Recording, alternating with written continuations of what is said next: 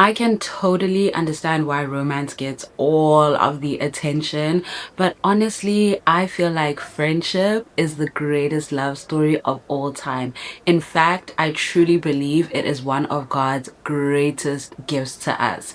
Hey doll, welcome back to Faith Lately, your faith-filled girl talk podcast where girl talk meets God. So last week we chatted about the lessons that I learned from heartbreak, and in just reflecting on that, it had me thinking about my friendships and just how they've held me and just how much deep love I've experienced through my friendships in a way that romance has not yet given me, to be quite frank. So I just wanted to chat about friendship and just how I feel as women that we should really be pouring more into our friendships and really holding them with the same prestige and honor that romantic relationships get, and the same efforts. Like, you will give that man a billion chances.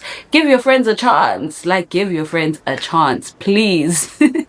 I feel like we live in a world where we all just feel so lonely sometimes, which is so insane, because if you think of a bunch of lonely people feeling lonely, you would think that we would all just like connect, you know? But there's this kind of modern epidemic of loneliness, and this whole idea that everyone wants a village, but no one wants to be a villager, the idea of friendship being inconvenient, the idea of low maintenance friends, and how we can friendship without much efforts, which I personally don't subscribe to. But yeah, there's just a whole lot of everything around friendship, and even the conversations around women hate each other, or like women can't be friends with each other, and just all of this noise that I feel like we don't really give enough attention to the beauty of female friendships and how, when done right, they can literally hold you down for life. Also, when we think of social media, there is so much dating advice under the sun: how to keep a high value man,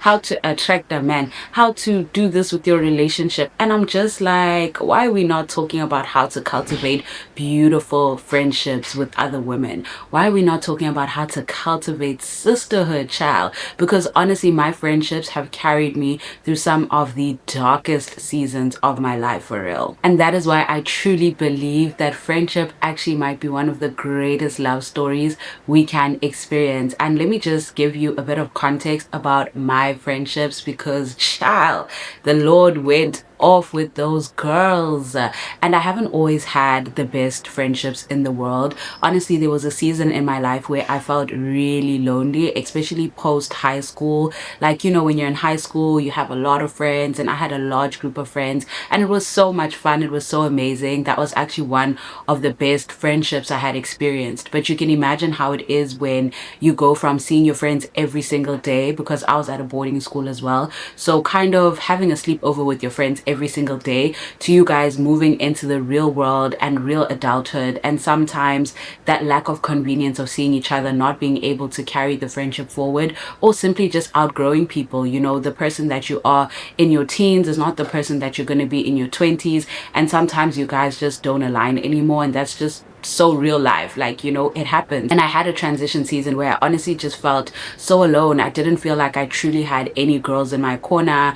I didn't feel seen. In fact, I felt more of an outcast. I felt more kind of like outside of the scenes. I felt a lot like I didn't belong, and I used to wonder if I would ever meet or make friends that would understand me and just really hold space for me just how I am, where I didn't need to change who I am, my values, what I think, but that they would see me for who I am and just accept me as I am. That felt like such a far-fetched dream, which sounds crazy, but that's truly how I felt in that season. And then slowly but surely, God started to bless me with the most amazing friends I could ever think of. And it's so ironic that most of my closest friends I actually met through social media, which is insane how God can just like work through a medium like that.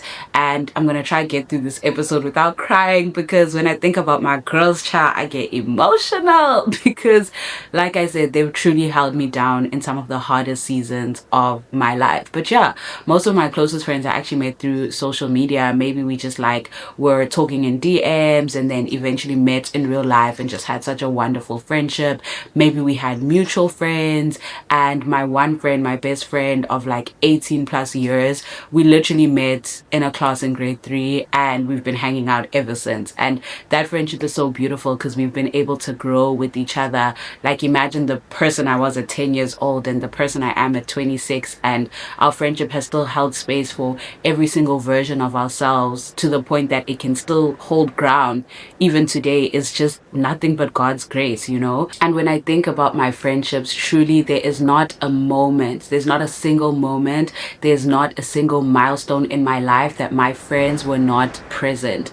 All the way from graduations to my first award nomination, even to my farewell party when I was moving cities, to silly things like family brides, to when I got my first car, to like all of these important big milestone moments. I even remember a time when I hit 1,000 subscribers on YouTube, and my best friend literally surprised me with 1K balloons. Like, I had never received balloons in my life, but that moment in my life was such a core memory, because I'm like, wow, somebody actually sees me and they want to celebrate me, you know. And my friends have done such amazing things even into my adulthood, you know. I'd have my friends just surprise me with groceries all the way from the other side of the world. Like, I literally have a friend who lives in America, and she would surprise me with groceries and flowers from all the way on the other side of the world. Like, do you understand that level of intentionality?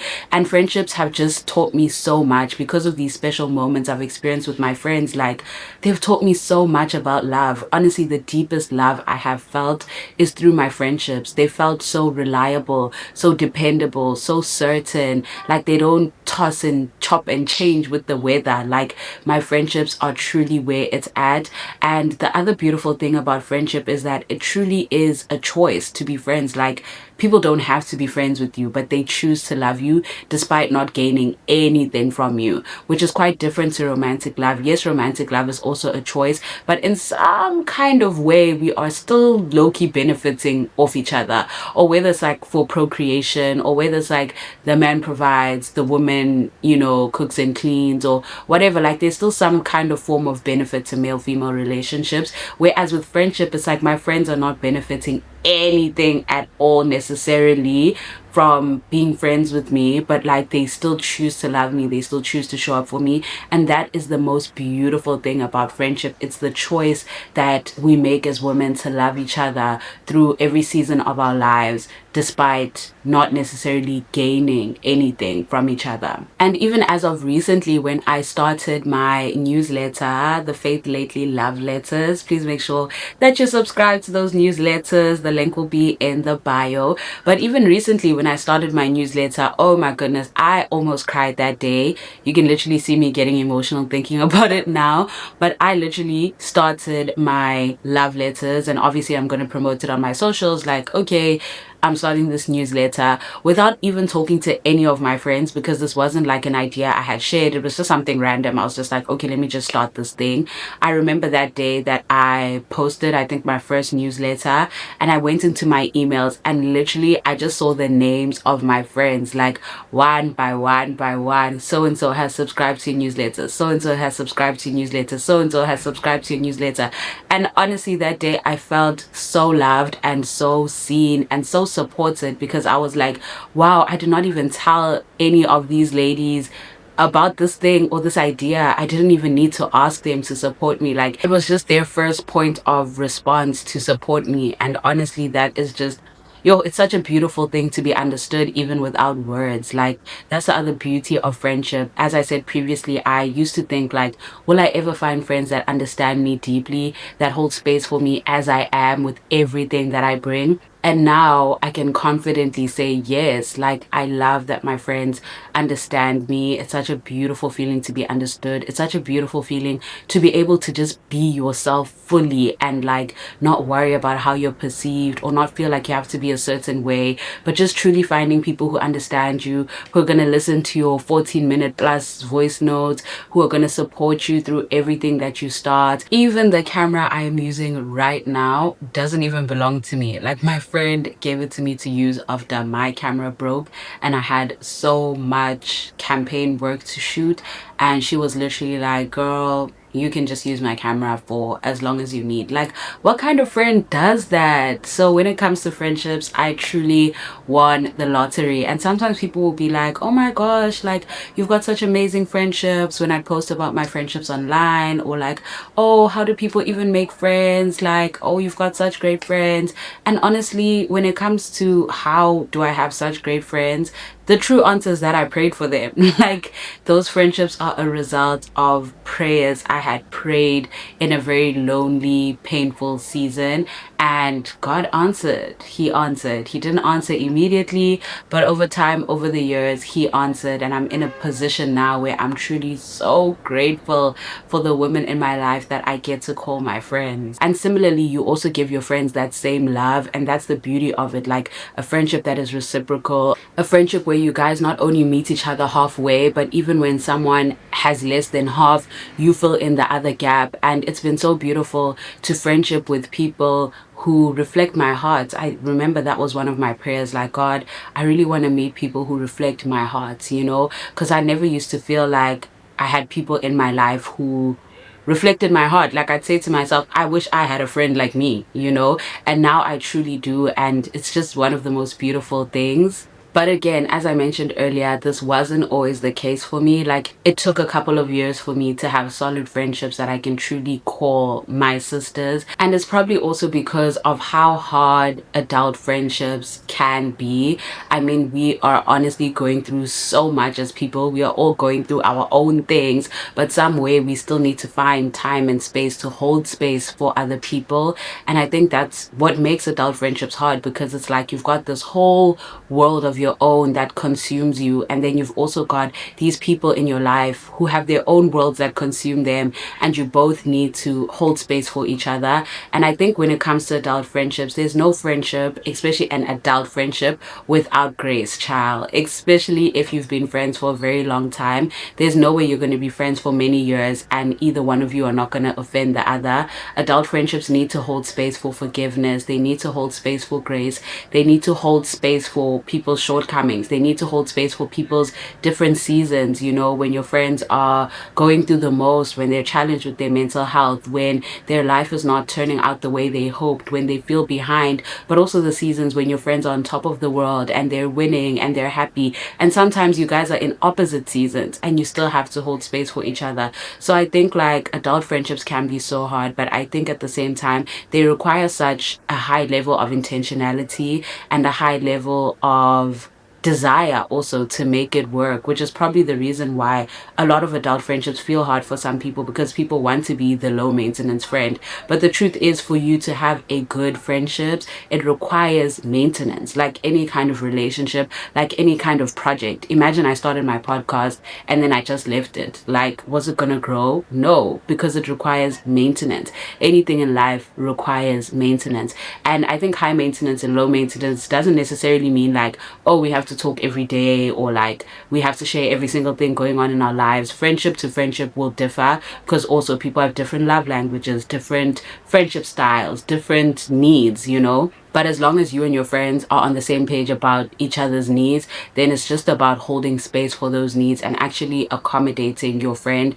and putting in that effort to make a beautiful friendship. A beautiful friendship is not made overnight, and it's also not made haphazardly. Like, it doesn't just happen by chance. A beautiful friendship is very intentionally worked on every single day, just like any other relationship. Which is also kind of why I feel like the surface level connection culture that we currently have just does not work for like deep, long lasting friendships, at least in my opinion.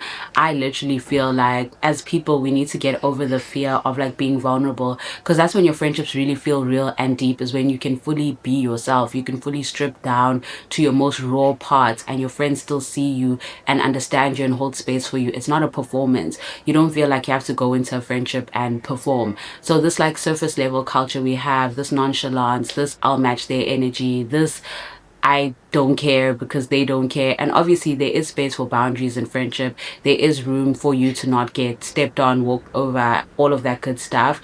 But to build a good friendship, it requires a level of vulnerability. It requires a level of being your true self and really allowing yourself to be seen in a position that doesn't put you in the best light all of the time, and also putting yourself in the position to be hurt. Like, that's also just the reality of love and relationships. Like, you have to take the risk of being hurt in order to truly find good friendships. And I know sometimes we have like friendship breakups and they're so painful. I've had one of those, child.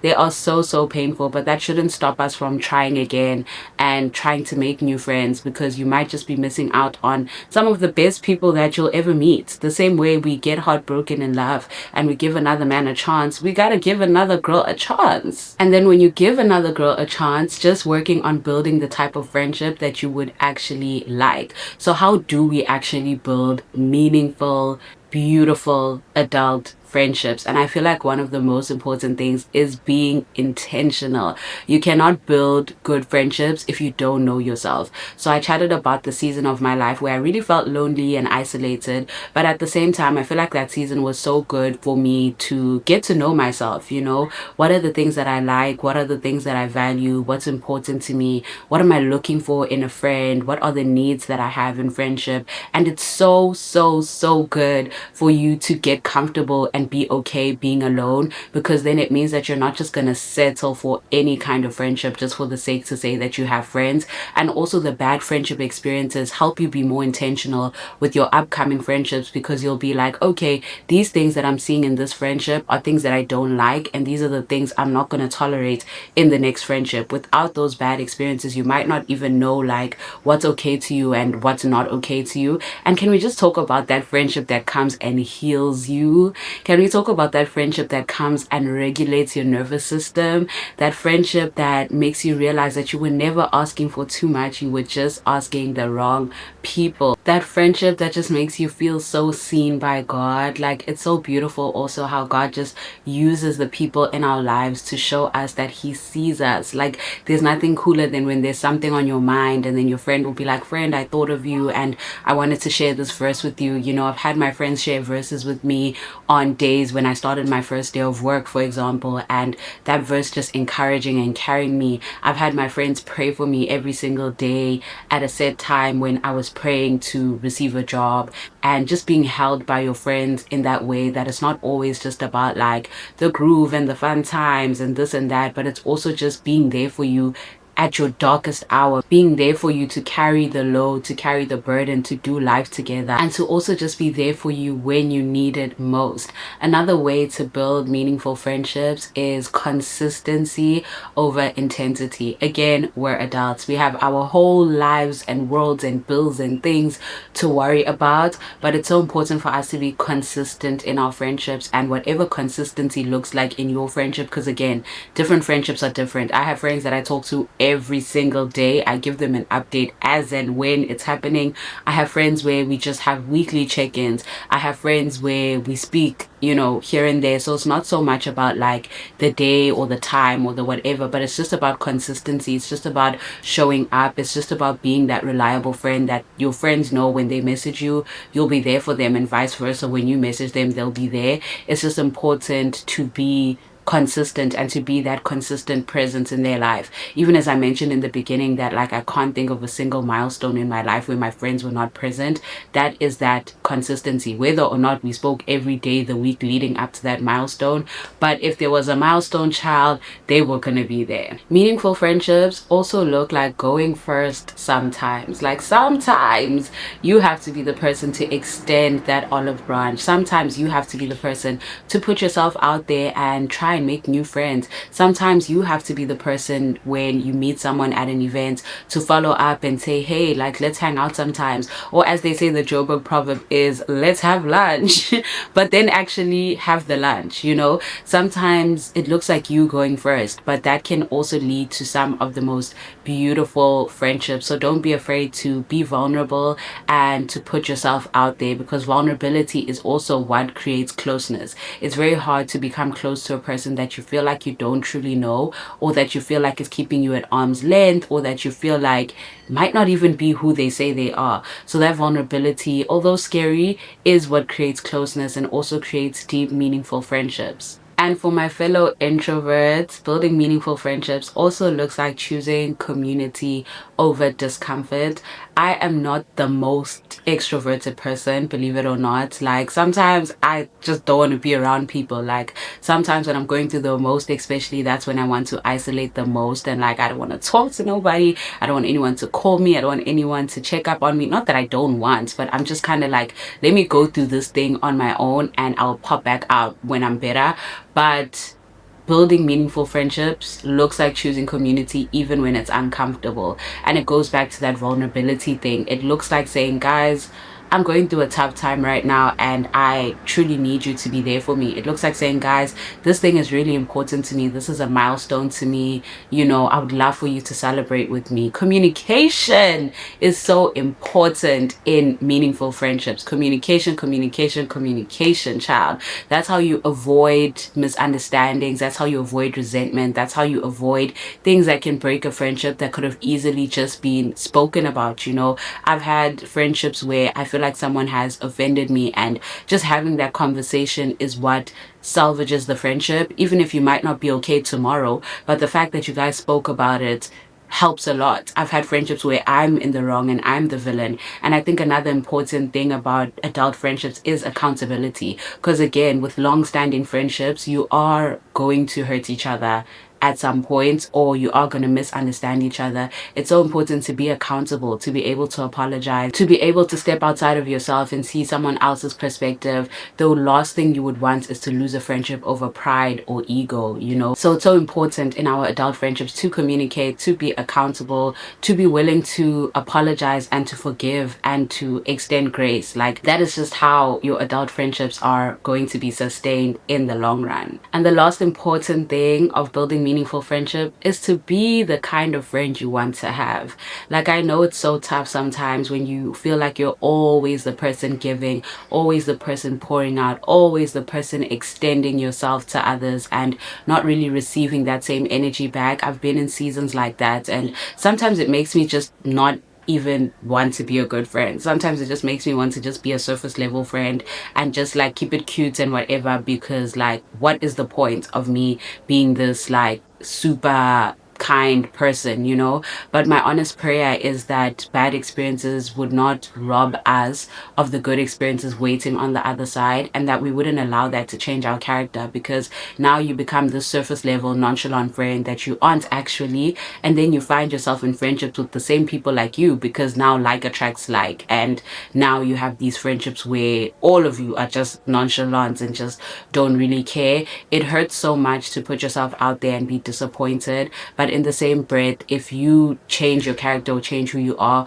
you won't actually then attract the type of friends that you want to have. So regardless of hurt, you know, take time to heal from that friendship hurt, but then be the kind of friend that you want to have, and eventually you will find people that mirror that friendship back to you. You will find people that reflect your heart. Honestly, God loves you so much and he wants you to be in community with people that love you as well. I mean, the Bible speaks about like what greater love is there than for a friend to like lay down their life for their friends. You know, the Bible speaks so highly of friendship. Jesus even said, I now call you friends, because that's the level of intimacy that he wanted with us. So it truly is a beautiful gift from God that I pray every woman can experience. Friendship is truly God's evidence of his care and love, and it's his design for us to be in community. You know, he even says that we shouldn't neglect the gathering of the saints as people do. Like he wants us to be together. He says where two or more are gathered, there he is in the midst of them. You know, God is present in our friendships. There are some verses that really just make me understand the depth and importance of friendship, and I just want to read them from my phone because I don't want to butcher them, but I want to leave you with these beautiful verses. So one of my favorite verses of all times on friendships is Proverbs 27 verse 9 in the TPT translation, which says, sweet friendships refresh the soul and awaken our hearts with joy, for good friends are like the anointing oil that yields the fragrant incense of God's presence. How beautiful is that? That friendship yields the fragrant incense of God's presence. Like God is present in our friendships. There's also Ecclesiastes 4 verse 9 to 12, which says that two are better than one because they have a good return for their labor. If either of them falls down, one can help the other up, but pity anyone who falls and has no one to help them up. Also, if two lie down together, they will keep warm, but but how can one keep warm alone? Though one may be overpowered, two can defend themselves. A cord of three strands is not quickly broken, which just speaks of the beauty of having God also in the midst of your friendships. And maybe that's another episode on how to cultivate godly friendships. And then Job 2 verse 13 says, then they sat on the ground with him for 7 days and 7 nights. No one said a word to Job, for they saw that his suffering was too great for words. Can we talk about the friends that just sit with you in the grief, that just sit with you in the pain, that don't try to fix anything or give you unsolicited advice, but really just sit with you and say, girl, I'm here for you. You know, those are the kind of friendships that the Lord wants for us. And those are the kind of friendships I'm praying for every single woman watching this episode right now. So in conclusion, romantic love is beautiful, of course, but I believe friendships should be celebrated too, because they're equally as amazing. They give us such a deep experience of love, like to be seen, to be understood for who we truly are. And if you're in a season where you feel lonely and you don't feel like you've yet found your people, I honestly pray that the Lord would bring your people to you. I pray that you would have the courage to put yourself out there. If you've been hurt by friendships before, I pray that you would heal from those hurts and have the courage as well to put yourself out there, to be vulnerable, to find your people. But I just want to encourage you that don't lose hope, sister. Your sisters are out there. Your people are out there. God has people that were specifically made for you, for your journey. And they may not be forever friends. They might be seasonal friends. They might just be for a time. But those people are out there and they will meet you where you are. Thank you so much for listening, doll. Please make sure to subscribe to the love letters for weekly wisdom from me and my reflections on my week. Please subscribe to the podcast. Share it with another sister who needs some encouragement. And I hope to see you in the next one, doll. Bye.